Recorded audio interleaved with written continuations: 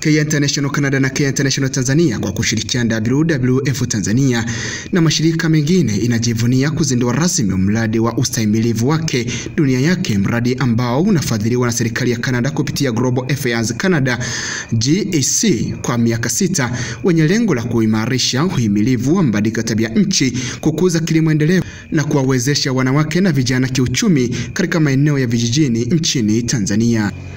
Akizungumza wakati wa kuzindua mradi huo, naibu waziri wa kilimo Mheshimiwa David Selinde alipokuwa amemwakilisha aliyetarajiwa kuwa mgeni rasmi, waziri wa kilimo Mheshimiwa Hussein Bashe amesisitiza juu ya umuhimu wa kuwekeza katika uhimilivu wa tabia nchi na uwekezaji wa wanawake. Na hapa naibu waziri wa kilimo anaeleza zaidi.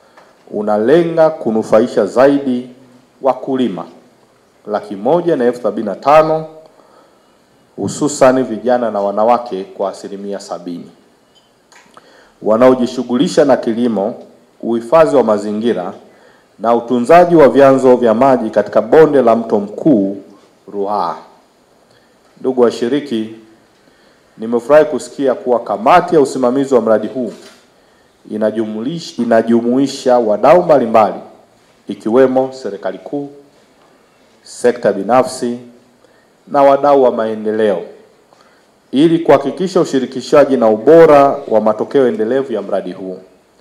Aidha, ninawasihi utekelezaji wa mradi huu uzingatie sera, miongozo na mikakati mbalimbali ya serikali ili kufikia malengo ya pamoja ya kumkomboa mkulima katika umasikini.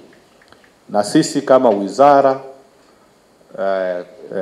ya kilimo tutafuatilia huu mradi hatua kwa hatua ili yale yote yaliyopangwa kwenye huu mradi yanatekelezwa kama tulivyokuwa tumekubaliana.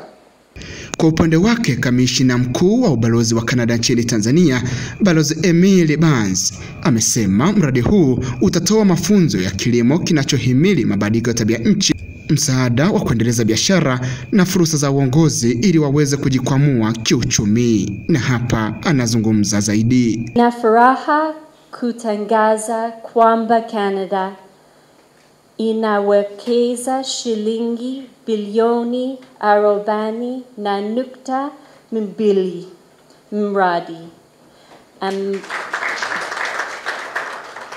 ambao utawafikia zaidi ya wakulima wadogo 175,000 wakiwemo wajasiriamali wa kilimo na jamii kwa ujumla, wengi wao wakiwa wanawake na vijana.